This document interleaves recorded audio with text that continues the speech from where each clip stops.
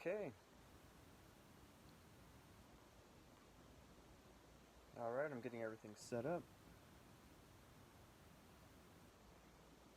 And I'm live, so if you're chiming in, we have problems with the volume before. So I've restarted the video. Let's see if you can hear me now.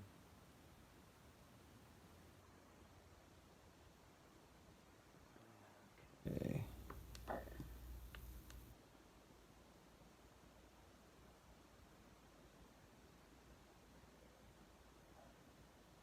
Okay, I can hear it on my iPad, so we should be good now. I'll mute my iPad so we don't have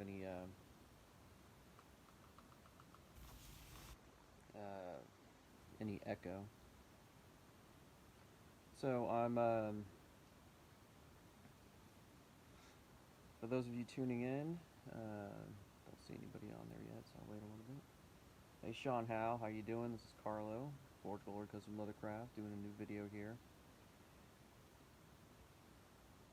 I'm doing a new technique, which is why I'm doing this video for everybody. I'm doing it live now, but it'll be posted later, so anybody can come back and watch. And it's all about the color white. I can tell you're talking, but have to hold the speaker next to my ear to hear what you're saying. Huh. I'm not sure what's going on. Okay.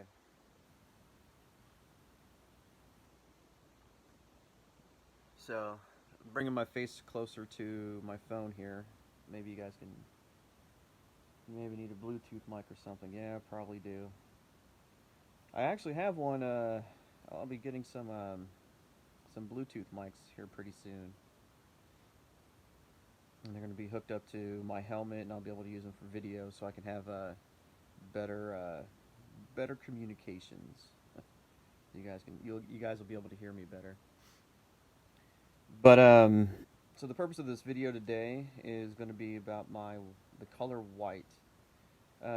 Anybody who's asked for anything, asked me to make anything in white before, I've explained the troubles with the color white. And everybody says, well, I bought this jacket and it has white leather on it. When it's white leather like that and it's on a jacket, it's chrome tanned leather. And so it uses chromium, it uses salts,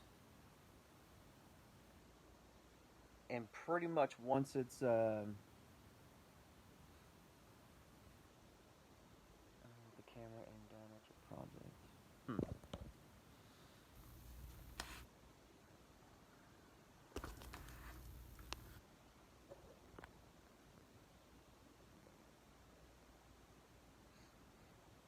Your mic on the phone might be directional with the camera aimed down at the project. It might be why it's hard to hear. Okay. Wilson, welcome to the party. Come and join us. So as I was saying, the color white on vegetable tan leather is really hard to do. When you get it on a jacket or something,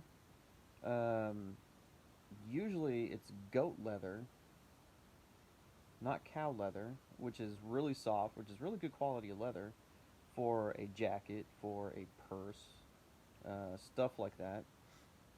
But it's not a good quality of leather for something this thick that's going to be for a bedroll.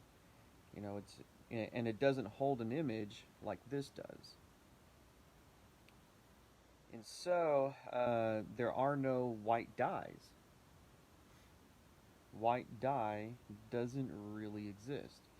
I know Fabings, which is the dye that I generally use, had one, but it was horrible, and I kept getting complaints, and so they quit making it. And there's really no white dye that exists. So I know a lot of you are asking me, so what is all this white that I have on here? So it's something different. There is white. What's it called? There is white paint, and I refuse. I refuse to use paint. Um, I refuse to use paint on anything that I make because paint on leather, even if it's paint made for leather, it chips. Now, if you want a wall hanging, like if you want a piece of art that you're going to hang on a wall, if it's a piece of art that is not going to be touched, then I'll use white paint. But if it's on a wallet or something, or if it's on your motorcycle gear, the paint will eventually chip off because it's paint. It's an acrylic paint that goes on top. So what I have here is something different that I have found, and that I'm pretty happy about. Let's see, Justin, a tool bag. What you making there, tool bag? No, this is a bedroll. When it's done, it'll have the straps that come through these holes, be rounded like that, and go around one of those biker bedrolls. Christian, welcome to Christian and Sam. Welcome to the party. Thanks for watching. But what I'm doing I found this stuff. It's called Orion Calf dyeing wax. And what it's really supposed to be used for. So if you have this, and then you have another color, red, it's really supposed to be mixed with the red to create pink, or mixed with blue to create a lighter blue, or mixed with green to create a lighter green. It's not really made to be used on its own. And as I'm seeing the video here on my iPad, the white looks pretty even. But let's see if I get this close, if you'll be able to tell that white does not go on even at all. It's kind of blotchy. It's very blotchy. And so what I'm going to do for the color white, I should give an example here. I'm going to take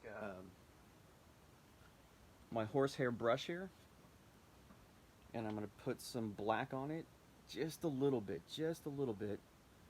and then I'm going to brush it over the leather, and so it gives, it kind of hides the blotchiness. You can see there, it's no longer, it gives it a completely different effect. Having a brush with black dye on it, brushed over the white, gives it a different effect, which I think looks really awesome. This is one of the colors that the face mask can come in. It'll be like this white and gray color. And so with this, that's pretty much what I'm going to do.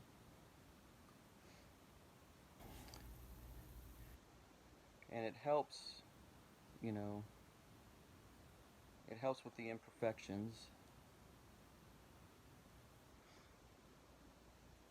If you have a little bit of dye that runs over or whatever, helps hide all the little imperfections, and it makes it look really natural. And with my stuff, as it says on my website and Facebook page, this is rough looking leather. You're not going to get what's a word for it? It's not going to be something that you can print out. It's not made with machines. It's made by hand. And so you're going to have, those rustic and more rustic look to it.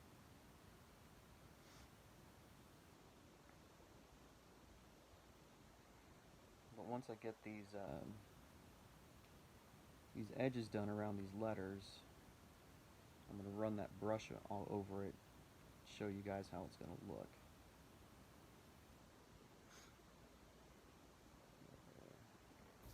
I found if you use a light gray color dye first, then paint over that with white, helps the white to stand out a lot more. Where did you find gray? That's my question. Like I've never seen a gray dye. I have to take my black, water it down, or dilute it with denatured alcohol to make it lighter, and then as I paint it on, in some places I do, I only do one little coat. In some places I do a heavier coat. So I've never actually seen a gray. So where are you getting a gray from? I've never been able to find one. That'd be very helpful.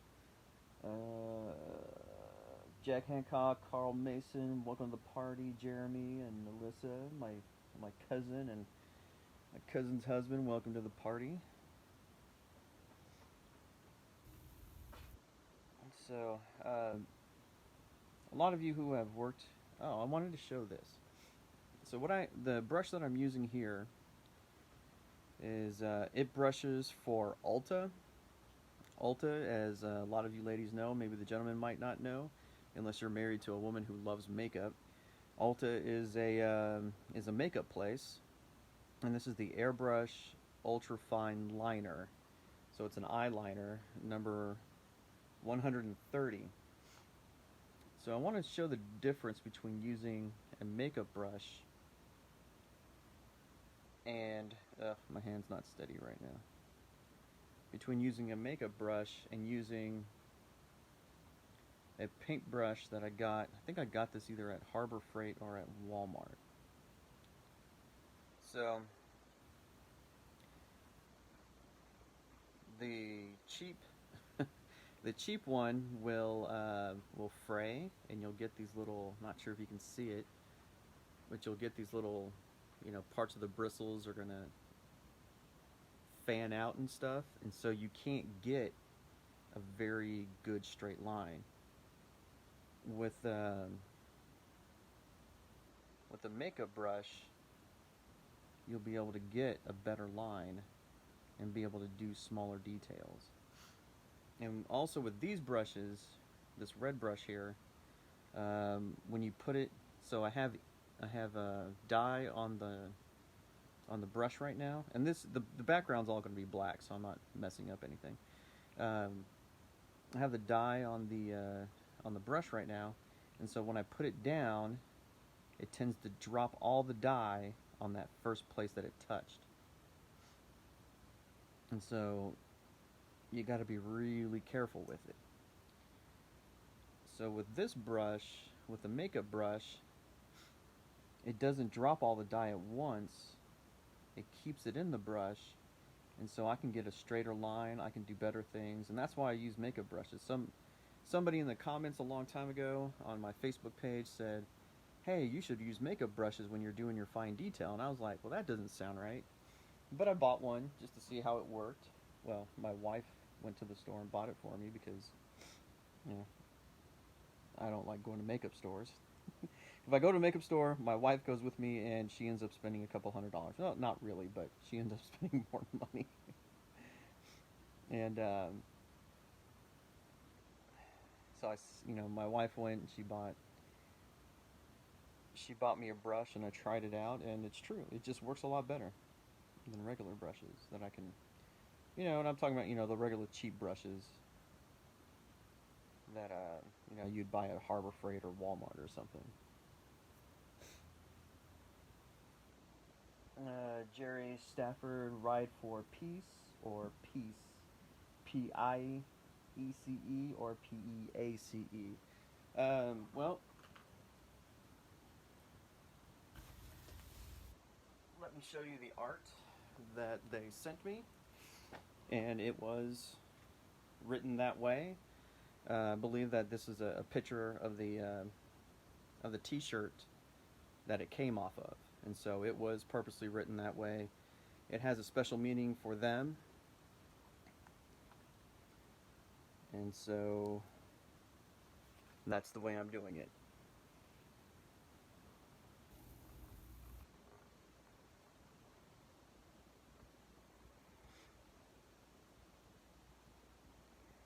And generally with motorcycle clubs, as a lot of you know, there's a lot of I don't know if you'd say mystery, but there's a lot of things they do and they say, and if you're not in the club, you don't know the meaning of them. But yeah, this came from an official T-shirt from their club, and that's how they decided to spell it because of whatever meaning it has. I don't know what that meaning is, but you know, I made sure that it was. Yep, is that the way it's supposed to be spelled? He said, "Yep," and I was like, "All right, I'll spell it exactly like that."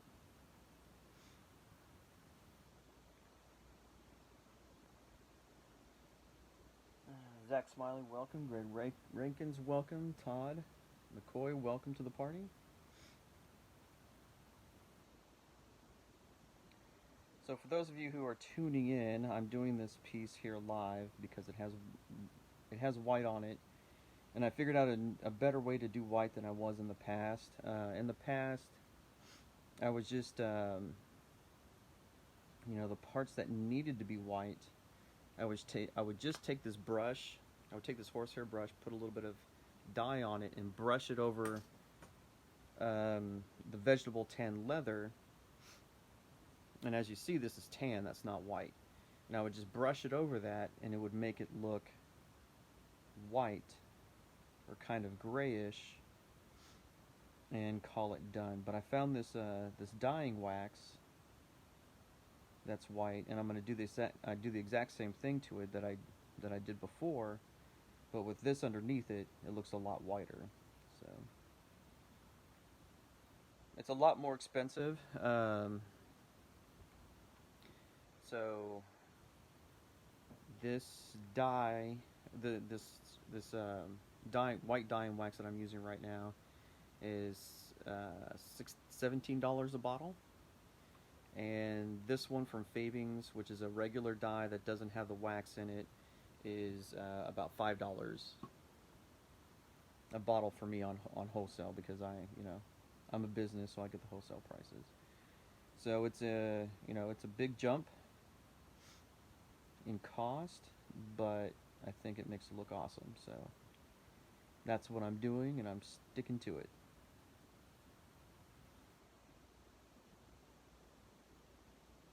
And if you choose white on something, it's not going to raise the price. So it's not going to raise what I'm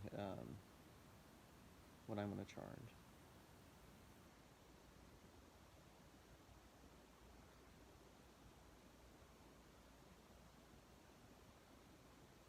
Yeah. Man, I love new brushes. This brush that I'm using, my wife just got it for me a couple days ago from Ulta.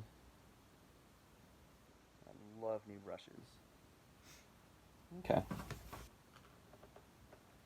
Alright, now where's my black dauber? Now for the easy part.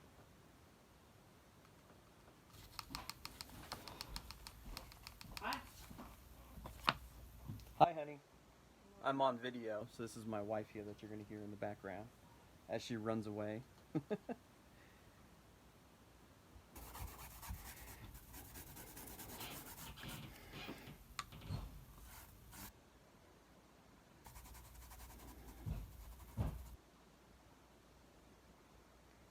Black dye is so white is the hardest color to get. Black, the most common, is the second hardest color to make look good. Because what you have to do is you put your first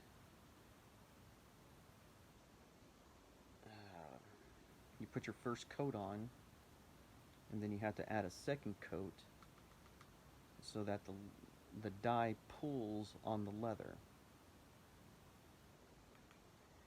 And then once it's pulled on the leather, and then you would wipe away any excess after it has dried. Where brown, tan, any other color, red, you don't have to do that. You just put it on, it all goes straight into the leather. But the particulates in the black that make up the black dye are they're big compared to the brown and other colors. and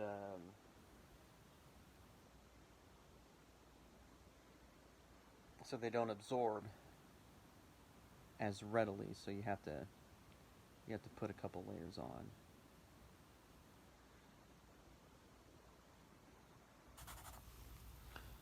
Let's see. Jerry Stafford looks great. Thank you. Welcome to the party, Todd. Edward Whitmore. A piece of what? You know, that's the question of the day. Um, Outcast member. I asked him to make sure that that spelling was correct, and he said the spelling was correct, and I didn't ask any questions. I we can sit here and assume all day long what that piece means, but I didn't ask him. So, but yes, he confirmed that that spelling was correct. So that's it has a special meaning to him, has a special meaning to his club, and you know, I don't know.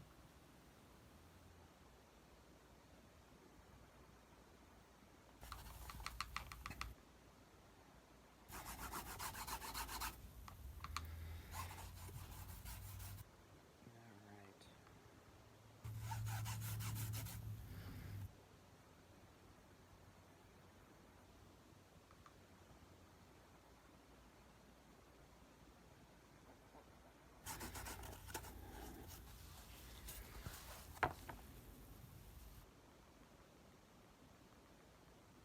Ted Gordon, welcome to the party. Um, all right, we're almost done with this, and I'm going to show you guys what I mean about this white color. I'll kind of go over it again what I'm doing to show um, how it works and why it works this way.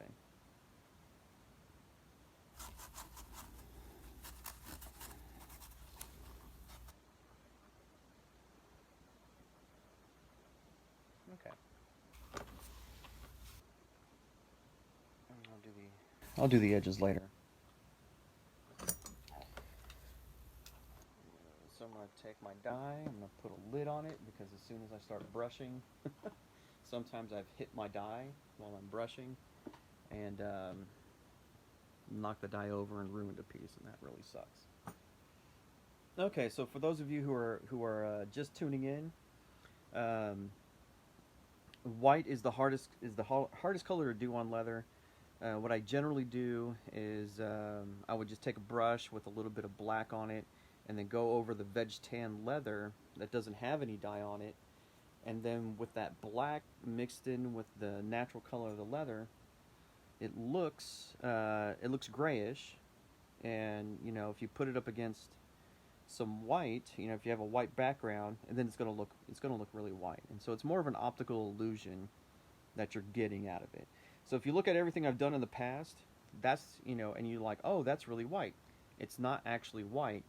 It's tan with some black dye rubbed over it very lightly, which gives it the undertone, which gives it like a grayish undertone, which makes it look white. So it's actually not white. Nothing I've ever done has been truly white. It's an optical illusion that makes it look white. So if you're on Facebook, thumb through the pictures, see something that you think is white, it's not really white.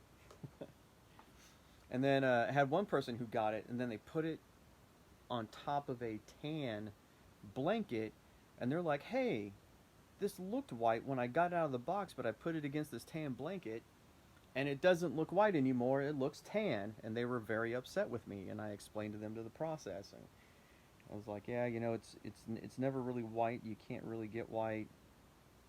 But now I have this dyeing wax, white dyeing wax, and at a distance it looks very solid, but really close, as you can see, it goes on blotchy. And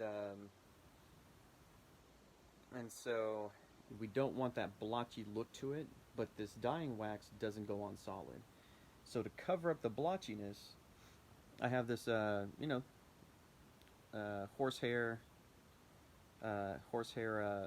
brush, the kind that you use to polish your shoes, polish your boots if you're in the army. back in the day when we wore black boots that had to be polished. And I pulled the black on here, and so as that black dries, it's going to leave some of the dye on top that needs to be wiped away. This is pretty saturated with black dye also, because whenever I polish black, that's what happens. So right now I'm kind of doing two things at once here. I'm polishing the leather, and then as I go over the white parts, some of that black is being deposited onto the white, which fills in that blotchiness and gives it a more rustic look and rustic feel to it. Gives it, I guess you'd call it a patina. Now when polishing leather, what you're looking for is friction, not speed, or not pressure. The friction is what warms it up and lets it really come down to a polish.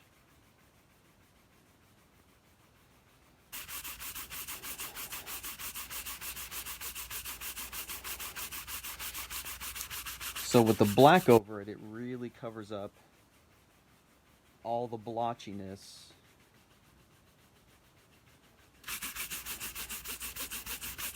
of the white.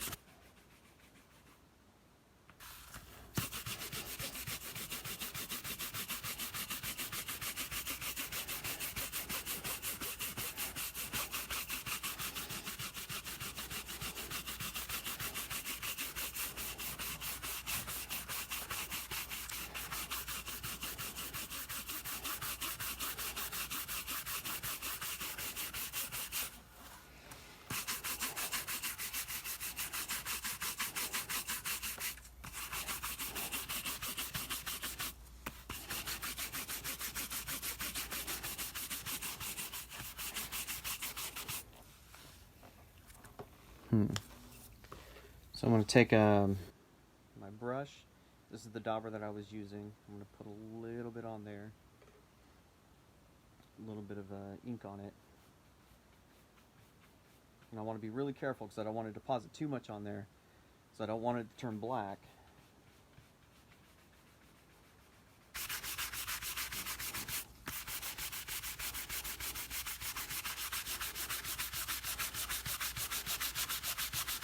And so what this is doing is giving it a darker undertone, which makes the white part look whiter. And so still have an optical illusion, kind of like what I was talking about before, but less of an optical illusion because I have that dyeing wax under, that white dyeing wax underneath. So as you see, you know, it's still blotchy, but it gives it a completely different look to it once you do that. And then these parts are supposed to be yellow, but they did darken up a little bit because of this process that I was doing. So I use, if I can find it,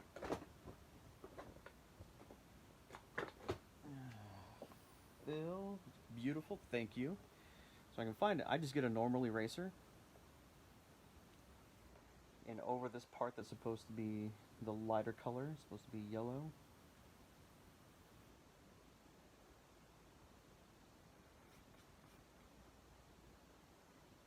That takes a lot of it off. And so a lot of people are asking, well, what about the, you know, the gray, the black that I put over the white?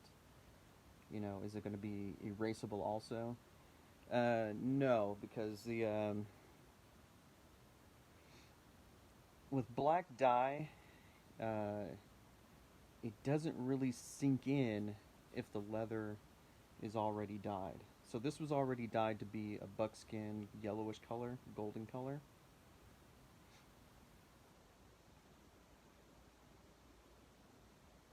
And so that filled up the pores of the leather. And so the black is just hanging on top, and so that will come off.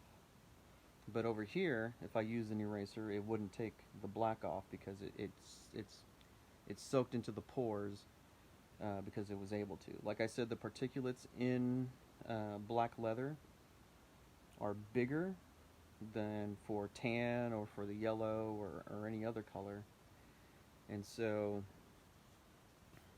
it won't go through. Like some people say, oh, use brown. You know, if you make something brown and then you mess it up and you want to hide your mess up, just put black over it. Nope, black does not cover brown. It'll go over the brown, but if you wipe it, you'll get all the black off and it'll be brown underneath. So that doesn't work. Found that out the hard way. There we go.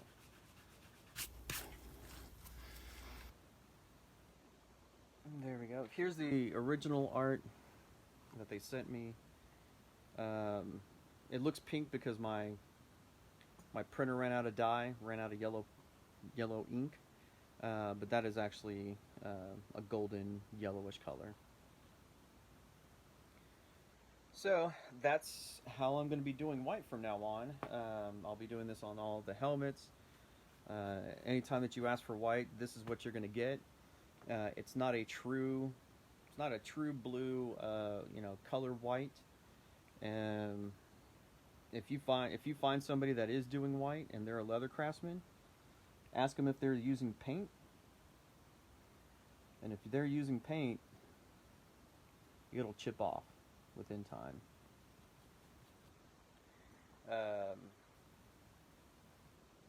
So, be leery.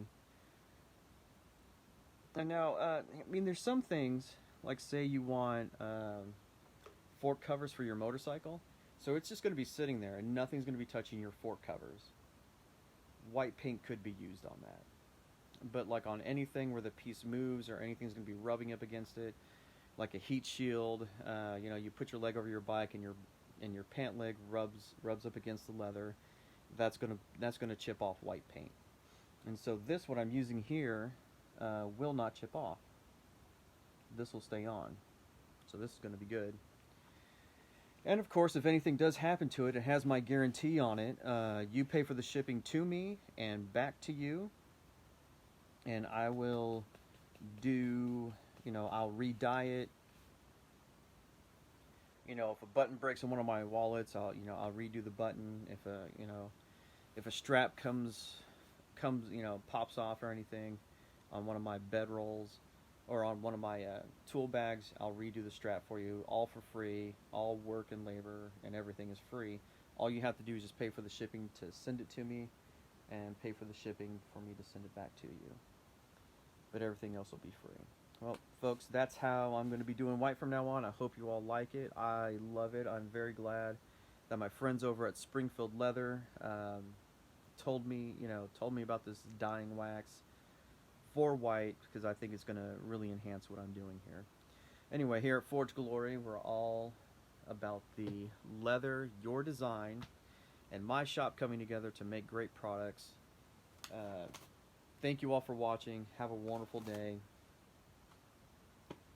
We'll talk to you later.